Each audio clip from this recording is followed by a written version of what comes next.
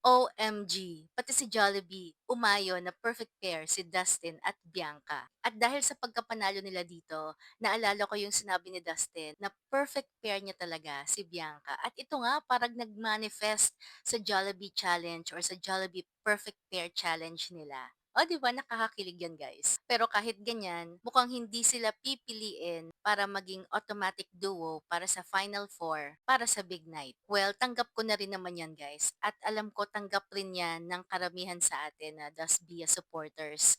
Hindi nila talagang type si Dustin, specifically si Dustin. At maski type nila or gusto man nila, di nila ito pipiliin dahil meron na silang kanya-kanyang manok. Which is fine para mabigyan ng chance yung ibang duos kasi feeling ko alam rin nila na malakas ang Dasbia sa labas. So wag na tayong malungkot doon. Let's just accept the reality na ganun talaga ang mga bagay-bagay. Support na lang natin si Dustin at Bianca na mapunta sa Big Night.